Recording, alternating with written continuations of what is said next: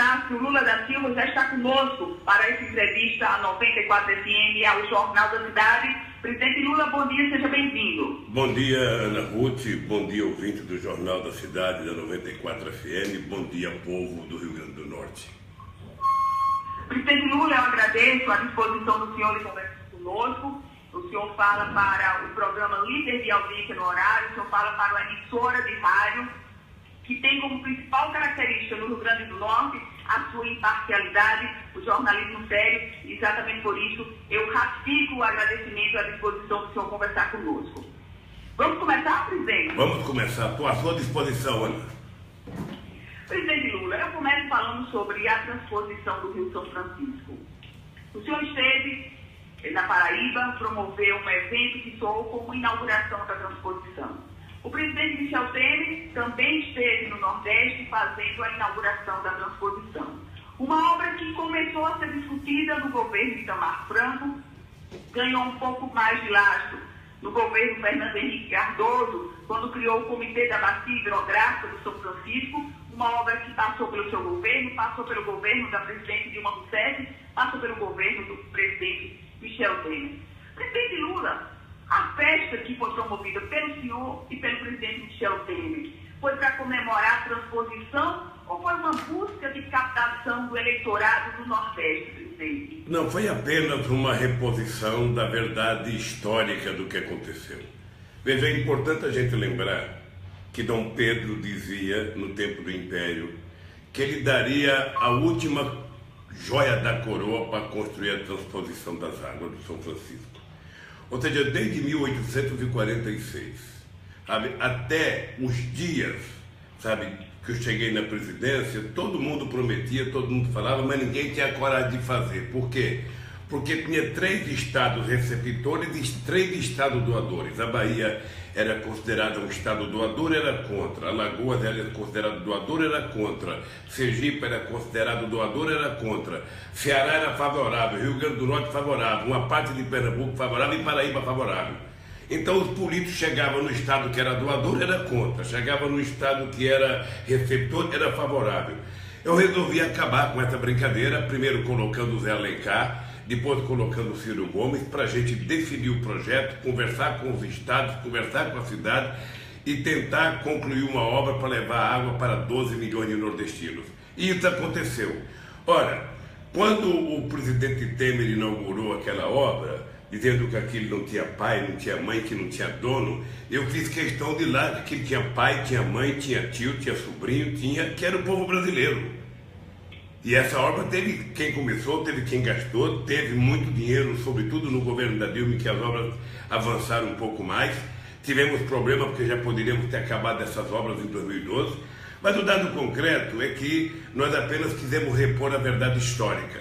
O que eu espero é que seja inaugurado todo o canal, que chegue água no Rio Grande do Norte, que chegue água no Ceará, que chegue totalmente água na Paraíba e em Pernambuco, para que a gente resolva um problema crônico que há 300 anos envolve o povo do sertão nordestino. Presidente Lula, vamos falar um pouquinho sobre reforma previdenciária. O ministro da Fazenda, Henrique Meirelles, ele disse que recentemente ele trouxe a declaração de que se a reforma não for feita, o Brasil se torna insustentável. O senhor mesmo já chegou a defender a reforma em vídeos, inclusive, que estão sendo assistidos novamente, estão circulando nas redes sociais, vídeos que mostram o senhor defendendo a reforma. Só que agora, o senhor também traz um tom crítico dessa reforma. O que mudou, presidente? Mudou, Ana Ruth, o comportamento do governo, porque uma reforma da magnitude que se quer fazer na Previdência Social é uma reforma que não pode ser feita sem ser discutida com os aposentados e com os trabalhadores da ativa. É importante lembrar, e esses dados são dados da professora Laura Carvalho, filha da grande economista Maria da Conceição Tavares, ela demonstra que de 2004 a 2014 a Seguridade Social no Brasil foi superavitária. E por que foi superavitária? Porque se criou 22 milhões de empregos e porque se aumentou o salário mínimo durante 12 anos seguidos, porque se aumentou o salário todo ano, a folha de pagamento crescia em média 3% ao ano, você aumentou a quantidade de trabalhadores, você formalizou micro e pequenas empresas, você formalizou muitos trabalhadores que saíram da informalidade, então você começou a arrecadar uma gama de dinheiro que permitiu que a Previdência fosse superavitária. Ora, na medida em que a economia não cresce, na medida em que o governo não investe, na medida em que os empresários não investem, na medida que o salário não aumenta, na medida que o desemprego aumenta, diminui a arrecadação. Ora, e você não pode jogar a culpa do fracasso da arrecadação nas costas do povo trabalhador, sobretudo o trabalhador rural do norte e do nordeste, as pessoas que se aposentam com o salário mínimo, a responsabilidade de arcar, sabe, com a falência do que eles estão dizendo de arrecadação da Previdência. O melhor jeito de aumentar a arrecadação da Previdência não é cortar, é você fazer com que o emprego volte a crescer, a economia volte a crescer, o salário volte a aumentar, que tudo comece a melhorar nesse país. Eu tenho a oportunidade de ter dito publicamente, enquanto presidente, depois de presidente, antes de presidente, que uma reforma na Previdência Social para cuidar de futuras gerações precisa fazer um amplo debate com a sociedade brasileira, um amplo debate com o movimento sindical, porque nós estamos tratando com uma parte da sociedade mais necessitada. As pessoas que propuseram essa reforma, Ana Ruth, certamente não conhecem como vive economicamente a maioria das pequenas e médias cidades desse país, sobretudo do norte e do nordeste, que é exatamente os aposentados, as pensionistas, que seguram a economia daquela cidade.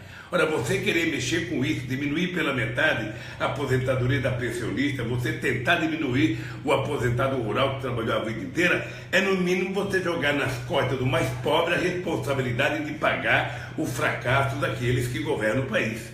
É por isso que nós estamos contra essa reforma, é por isso que o movimento sindical é contra, é por isso que 90 e poucos % da sociedade se manifesta contra. É muito melhor sentar em torno da mesa, colocar as coisas muito claras e fazer uma negociação para que a gente encontre um modelo de previdência que seja autossustentável e definitivo para o país, e não fazer da forma que o governo está fazendo.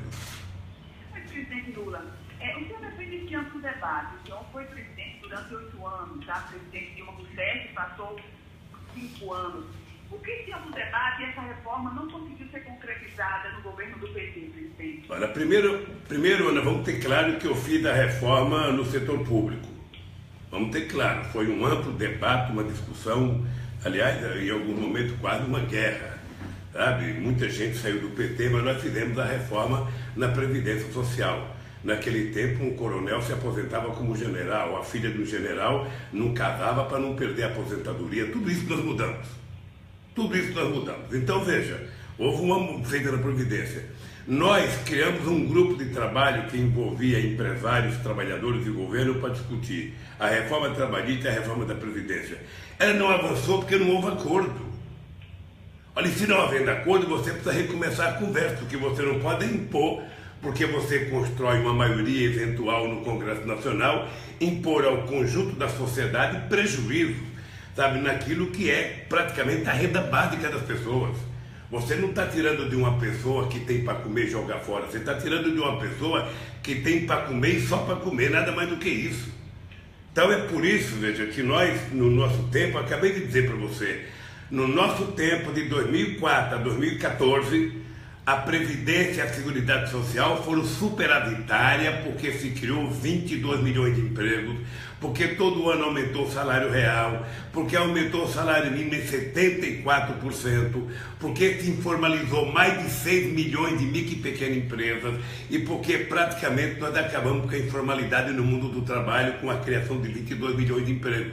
E aí não era, e eu nunca aceitei o debate de que a Previdência era deficitária, porque, na verdade, foi ainda no governo FHC, com o ministro Malan, que se introduziu o déficit jogando a dívida da Previdência jogando a dívida do Tesouro para a Previdência. E nós, então, não aceitamos esse tipo de comportamento. Presidente Lula, falando um pouco agora sobre a reforma trabalhista, que também está na pauta do dia. Reforma trabalhista que coloca empregado de um lado, empregador do outro, em um momento de extensão. Como é que o senhor se coloca diante dessa reforma trabalhista, inclusive também com a análise de diversos especialistas de que essa reforma trabalhista vem impulsionar o emprego no momento em que flexibiliza? Olha, Ana, você sabe que eu fui dirigente sindical há muito tempo, até ser cassado em 1980 por conta das greves. E você sabe que, modéstia à parte, eu fui um dirigente sindical importante no Brasil. Nós nunca nos recusamos a discutir reforma trabalhista se ela for feita em torno de uma mesa, colocando os interessados. Qual é a dificuldade de uma reforma trabalhista? É que, de um lado, os empresários querem rasgar a CLT, tudo aquilo que foi conquista dos trabalhadores, sabe, e que foi colocado na consolidação da Lei do Trabalho em 1943 pelo Getúlio Vargas, e colocar no lugar da CLT a livre negociação entre trabalhadores e empregadores, como se fosse possível. No Brasil, nós temos meia dúzia de sindicatos fortes com capacidade de sentar na mesa e negociar em igualdade de condições com os empregadores. Mas nós sabemos que nós temos uma quantidade enorme de sindicatos frágeis, de sindicatos fracos, de sindicatos que vivem por conta do imposto sindical, aquele que nós chamamos sindicato de carimbo, que não tem nenhuma condição de fazer negociação. Então nós vamos colocar o fraco diante do forte, o forte com todo o poder de pressão, porque ele pode mandar as pessoas embora, e o fraco sem nenhum poder de pressão. Então isso para nós não vale. Depois eles querem acabar com a justiça do trabalho. A justiça do trabalho ela pode ter defeito, mas ela definitivamente é uma garantia para o trabalhador, sabe? Na maioria das cidades desse país, nós sabemos ainda quanta gente não resiste a trabalhador, quanta gente não paga o salário correto, quanta gente não deposita fundo de garantia, quanta gente não deposita previdência social. Tem muito abuso. Então é importante que a gente tenha uma regulação. Ora, se você tiver uma regulação como nós temos hoje, a partir do mínimo que nós temos, você pode permitir a livre negociação, sabe, entre os sindicatos, e aí quem for forte vai ganhar. Mas você não pode jogar fora o mínimo que você já tem. Portanto, esse negócio de dizer que o legislado vale menos do que o acordado não está correto. Isso vale para uma categoria importante, como os bancários de São Paulo, de algum lugar do Brasil, para o Sindicato dos Metalúrgicos do ABC de São Paulo, mas não vale para todos os trabalhadores do Brasil que não tem organicidade e que não tem força para isso. Então, eu tentei, Ana, ficou mais de 2 anos funcionando uma comissão que eu criei, que participava a CNI, que participava as federações empresariais, que participava o movimento sindical, todas as correntes, que participava o governo, e depois de mais de 2 anos de conclusão, você não chegou a acordo porque um queria rasgar o que tem e o outro queria mais junto com o que tem. Não era possível. Era necessário construir algo que fosse razoável e que você pudesse, nesse razoável, adaptar alguma legislação feita há 40 anos atrás ao dia de hoje. Tem coisa que é possível mudar, mas o que você não pode é abrir mão dos direitos mínimos do trabalhador, que é a garantia que ele tem. Porque eu vejo muito empresário falar na televisão como se o trabalhador brasileiro vivesse num paraíso. Ele vive razoavelmente bem numa cidade em que a categoria de trabalhadores é muito organizada. Mas em outros lugares o trabalhador é tratado como escravo ainda. Então é por isso que eu sou contra a reforma, tá? Do jeito que ela está sendo proposta. E depois, reforma pressupõe uma coisa boa. Quando você, Ana, vida no teu programa, sabe, que vai reformar a tua casa, é porque você vai melhorar. Quando você a vida que vai reformar uma roupa para ir numa festa, é porque você quer melhorar. Quando você fala que vai levar teu carro na oficina para reformar, para melhorar. Mas eles não estão fazendo reforma, eles estão destruindo o que tem. Está mais para uma bomba de Hiroshima do que para reforma. Então não dá para a gente aceitar esse tipo de coisa. Presidente Lula, mudar um pouquinho de assunto, começar a enveredar pela política eleitoral, pela política partidária. As mais recentes pesquisas, eu faço referência inclusive à pesquisa promovida pelo CNT, colocam o senhor como líder na preferência do eleitorado para a sucessão de 2018. O senhor, de fato, neste momento, de um ano pré-eleitoral, com o PT já admitindo o nome do senhor também, o senhor próprio já admite a disposição de voltar a disputar uma eleição para presidente da República, presidente? Ana Ruth, é muito cedo para a gente discutir a eleição de 2018. É muito cedo. Agora, deixa eu te dizer uma coisa. Eu acho que nesse momento em que se começa a discutir a eleição, o povo brasileiro e o povo do Rio Grande do Norte começa a colocar a cabeça para funcionar e começa a lembrar o que foi feito em cada estado, em cada momento histórico. E eu tenho certeza absoluta, Ruth, quando o povo do Rio Grande do Norte começar a analisar o que aconteceu nesse estado a partir de 2003, o que nós fizemos nesses 13 anos que o PT governou o estado, a quantidade, sabe, que você pode começar pela Bolsa Família, você pode passar pela educação, você pode passar pela transposição, você pode passar pela BR-101, você pode passar pela quantidade de adutoras, pela quantidade de universidades. Você vai perceber que a quantidade de investimento feito no Rio Grande do Norte mudou um pouco a cara do Rio Grande do Norte. E o povo sabe quem é que fez, o povo sabe quem é que cuida deles, o povo sabe quem é que entende eles. E eu tenho certeza que é o seguinte, eu não sei se vou ser candidato, não sei se o PT vai lançar, não sei o que vai acontecer. Agora, eu vou te dizer uma coisa para você, eu adoraria discutir o legado do governo do PT nesse país, sobretudo no estado como o Rio Grande do Norte. Sobretudo no Rio Grande do Norte. Eu não esqueço nunca, Ana, de uma viagem que eu fiz a Mossoró, acho que em 1992, e eu parei lá na Petrobras para conversar com os trabalhadores, e eles me contaram que tinham furado um poço e o poço tinha dado uma quantidade enorme de água, não sei quantos mil litros por hora, e tinham pedido para o governador da época arrumar uma bomba que eles dariam água para o povo lá. E o governo disse que não comprava a bomba, os petroleiros então tamponaram o poço e o povo da região ficou sem água. Eu, quando ganhei as eleições de 2002, a primeira coisa que eu fiz, quando eu tomei posse, foi mandar abrir o poço. Se você for a Mossoró, você vai perceber que o poço foi aberto, que foi levado água para a comunidade, porque não tem sentido ficar a água guardada. Então, a quantidade dessas coisas que aconteceram de investimento em obras sociais, investimento em infraestrutura, investimento em educação, investimento no Luz para Todos, ou seja, junto em parceria com os governadores, foi uma coisa extraordinária que nós fizemos e por isso eu quero defender o legado do PT. Eu quero mostrar que na história do Brasil foi o partido que mais gerou emprego, foi o partido que mais garantiu o aumento de salário, foi o partido que mais levou energia na casa das pessoas, foi o partido que mais fez rodovia, foi o partido que teve a coragem de fazer a transposição, sabe? Foi o partido que fez o povo brasileiro recuperar a autoestima. Você é muito jovem, Ana Ruth, eu tenho certeza que no nosso período você era uma mulher muito mais alegre, muito mais otimista com o Brasil do que você é hoje. Porque naquele tempo a gente acreditava, a gente sonhava e a gente realizava sonhos. E é isso que eu acho que nós temos que fazer no Brasil.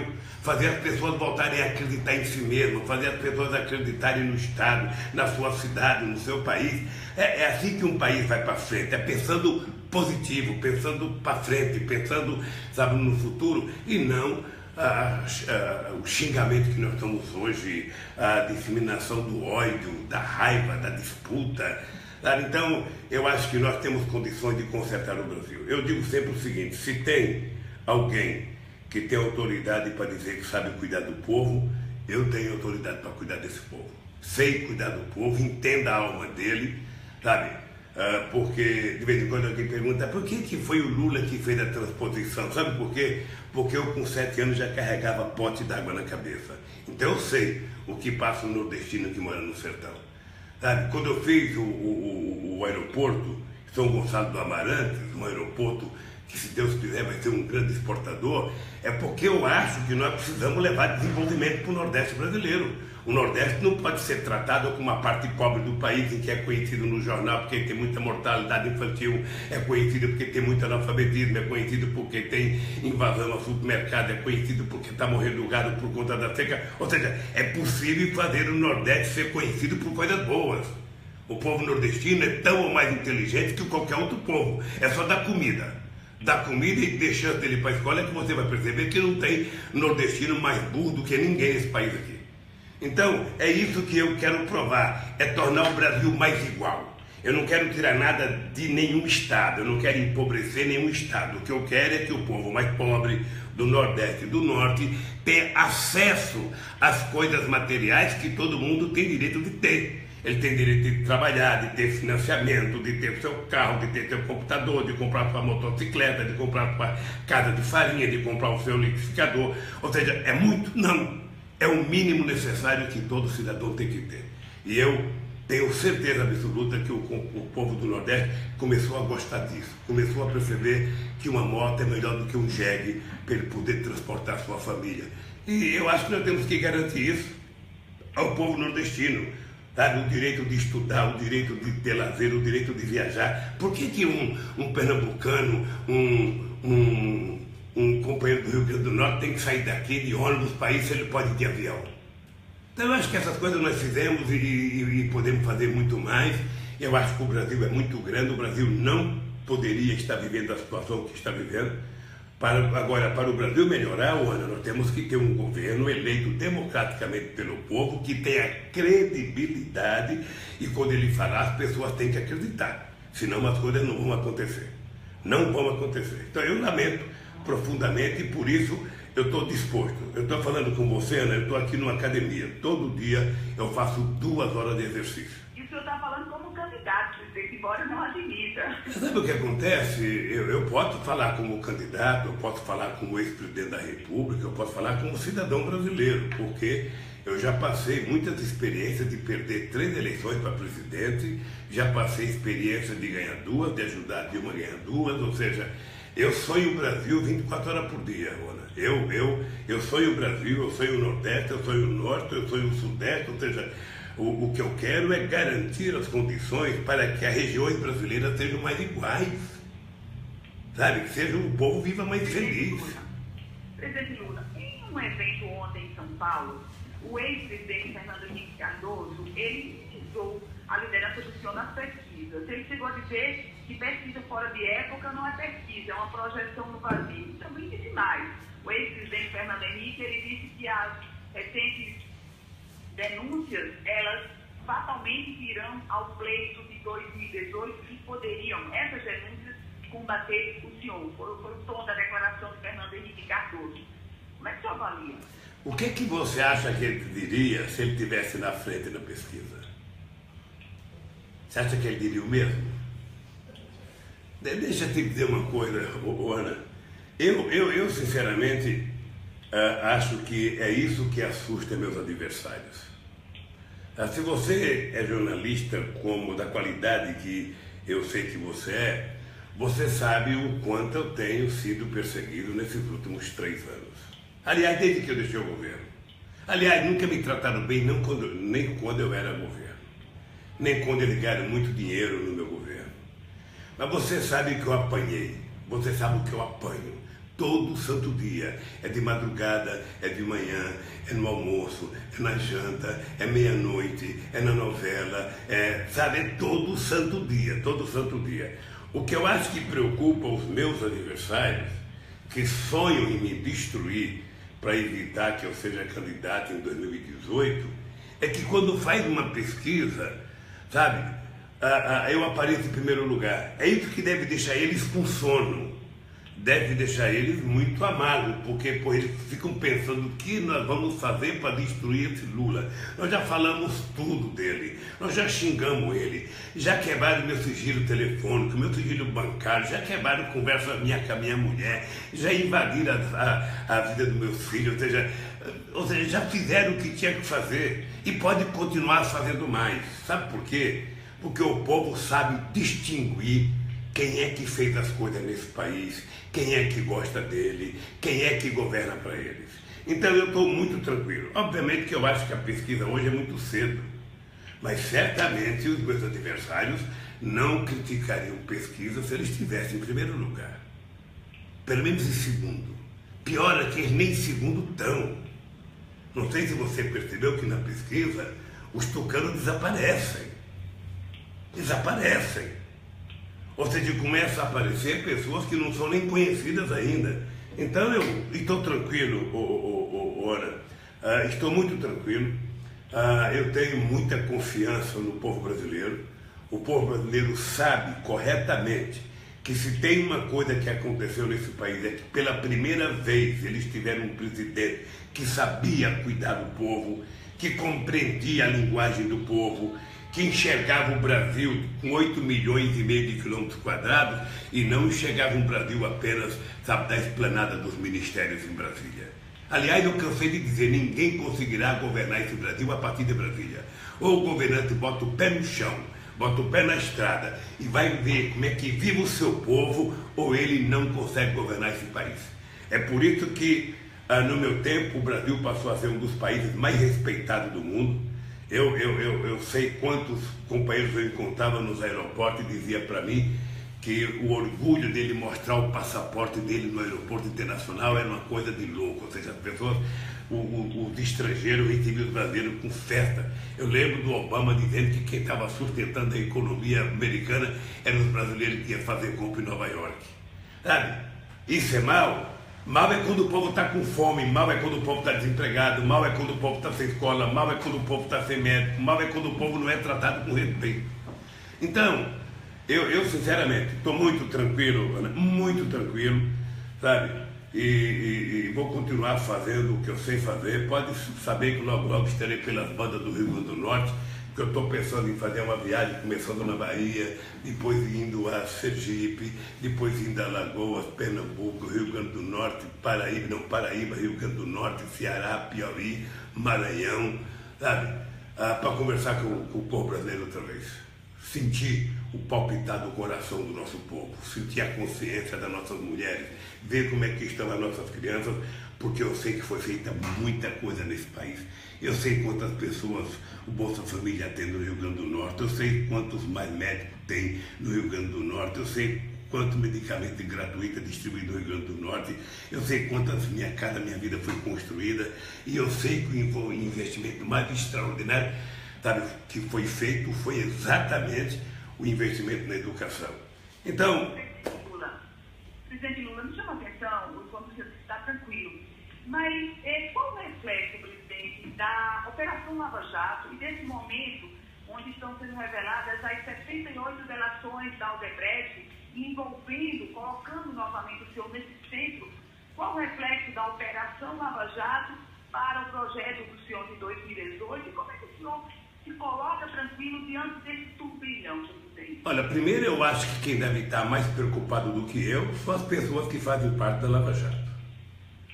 Porque se mentir a meu respeito 3 anos e agora estão com dificuldade de provar o que eles mentiram, é problema deles, não é meu. Eu tenho um depoimento, eu estou muito ansioso para ir no depoimento, porque o depoimento é a chance que eu tenho de dizer o que eu penso, que eu nunca tive chance de dizer o que eu penso. Ou seja, então eu quero saber quais são as perguntas, quais são as acusações, para nem poder responder. Estou muito tranquilo por conta disso. Já faz 3 anos que eles estão me investigando, 3 anos, não são 3 dias, já faz um monte de tempo que eu ouço dizer, prenderam tal empresário e exigiram que fale o nome do Lula. Esse Léo Pinheiro mesmo, desde o ano passado que estão exigindo que ele fale o meu nome, já foi condenado a 26 anos de cadeia e fala o nome do Lula. Agora me parece que aceitaram a delação dele porque ele prometeu que ia falar o meu nome.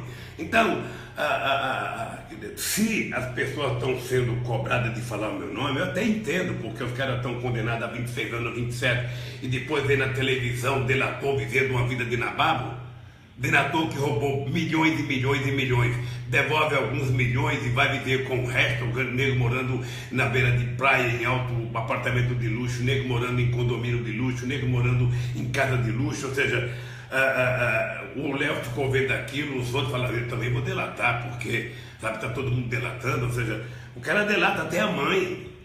Mas, Ana, pode ficar certo de uma coisa, se tem um cidadão neste país que quer a verdade, sou eu. Eu quero saber como é que a Rede Globo de televisão vai suportar ter que pedir desculpa para mim. Eu quero saber como é que eles vão, em algum momento, pedir desculpa, gente. Nós falamos que o presidente Lula tinha feito isso, eles já encontraram dinheiro de gente em Singapura, na Coreia do Norte, na China, na Rússia, na Sibéria, na Suíça. Eu quero ver encontrar um centavo meu. Eu quero ver. Dizer que eu tenho uma conta que tem 50 centavos. Então é por isso que eu estou tranquilo, Ana. É por isso que eu estou tranquilo.